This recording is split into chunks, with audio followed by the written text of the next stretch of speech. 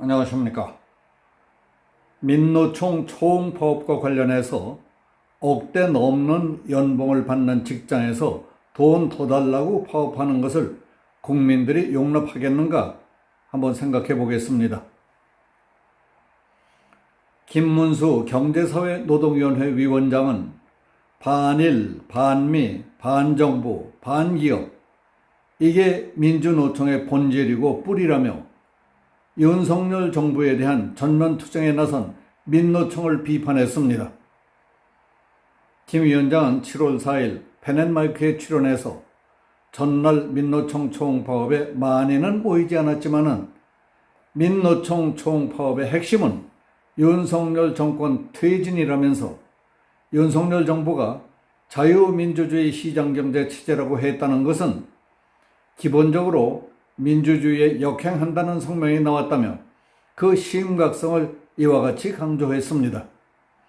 김문수 위원장은 민노총이 초홍파업을 개시하며 발표한 성명문 일부를 읽으면서 더 큰 문제는 대한민국 공무원 노조와 전교조가 민노총에 들어가 있다는 것이다. 언론노조도 민노총 소속이다. 이들이 다 들어가 있다는 게 놀랄 일이라고 말했습니다. 김 위원장은 민노총이 노동 탄압이라면서 윤석열 정부의 노동개혁에 반대하고 있는 데 대해 어떻게 해야 하느냐는 질문에 대해 윤 대통령의 노동개혁이 무엇을 뜻하는지 자세히 설명했습니다. 그는 윤석열 대통령은 법치주의 노동개혁을 내세우고 있다. 이는 법은 지켜야 한다. 노동운동을 하든 기업을 하든 어떤 누구라도 법은 지켜야 된다는 것이다. 이게 법치주의 노동개혁이라고 말했습니다. 그동안 노동조합은 약자니 법은 좀 너그럽게 봐줘야 된다. 노동조합은 300만 조합원이라는 몰표, 덩어리표를 가진 정치적 강자니 손을 대면 안 된다면서 87년 이후 36년 동안 노조에 대해 법을 지키라면서 법대로 한 건 윤석열 대통령뿐이었다고 말했습니다. 이와 관련해 김문수 위원장은 윤 정부의 노동개혁 취지를 다시 다음과 같이 강조했습니다. 윤석열 대통령의 노동개혁은 법치주의 노동개혁이다. 대통령은 평생 검사를 하던 분이다. 법을 어기는 사람은 누구라도 그냥 넘기지 않는다. 법을 바로 세우는 것이야말로 선진국으로 가는데 가장 기초라고 생각하는 분이라고 말했습니다. 법치가 되지 않고 공권력이 죽어버린 힘센 사람과 폭력배가 온 세상을 지배한다면 절대로 선진국이 될 수 없다. 검찰, 경찰, 국정원, 공무원 조직이 기본적으로 있고 거기서 자유와 모든 노동조합의 자유, 기업활동의 자유, 일반 시민들의 인권이 보장될 수 있습니다. 윤 대통령의 법치주의 노동개혁은 4년 내내 계속될 것이라고 말했습니다. 김문수 경제사회노동위원회 위원장은 우리나라 노동조합은 약자를 위한 노조가 아니라 노동귀족이란 말이 나와도 과하지 않다. 우리 노동자들 진정한 약자는 민주노총이나 한국노총 등 어떤 노조에도 소속되지 않은 다수의 노동자들이라고 말했습니다. 김문수 위원장은 펜앤마이크와의 특별 인터뷰에서 우리 근로자들의 노조 조직률은 14% 정도 된다. 전체 임금 노동자가 총 2,200만 명 정도 되는데 6%가 민주노총, 7%가 한국노총이고 87%는 노조가 없다.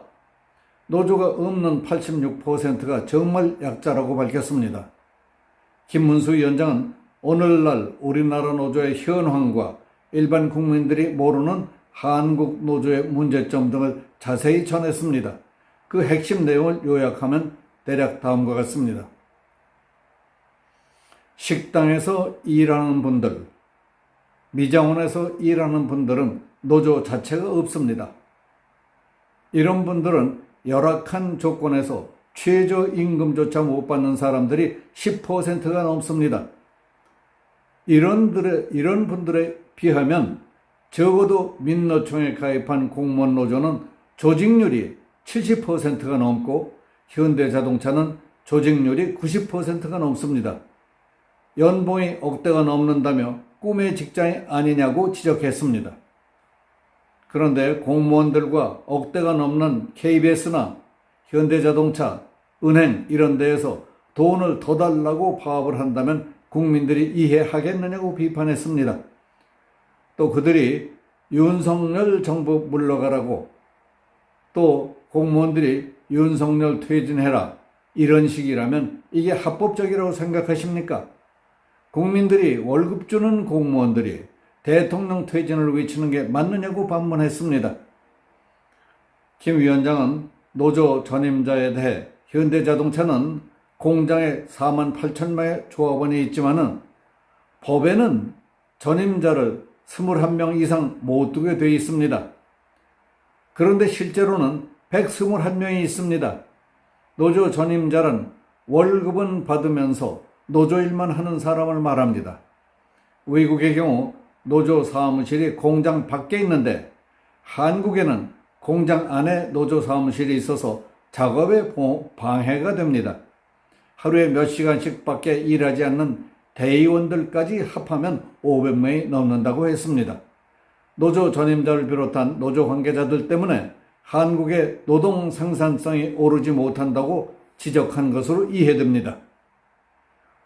광주형 일자리 정책으로 4년 전 광주시와 현대자동차, 지역은행 등이 합작해서 만든 광주 글로벌 모터스는 조용히 일을 열심히 하는데 반해 전부터 있어온 자동차 공장은 노조 관계자들이 회사 일은 안 하고 돌아다닐 뿐만 아니라 노동교율 자체가 어떻게 파업을 할까 하는 것들만 연구하는 것 같다고 했습니다.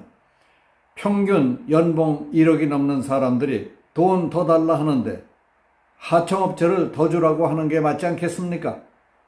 회사와 하청업체는 전혀 생각지 않고 소비자와 시민들의 입장은 전혀 생각지 않는 이기적인 귀족노조, 이건 절대로 안 된다고 강조했습니다. 한마디로 정리한다면 윤석열의 법치주의 노동개혁이라고 하는 것은 어느 누구라도 법은 지켜야 한다는 것입니다.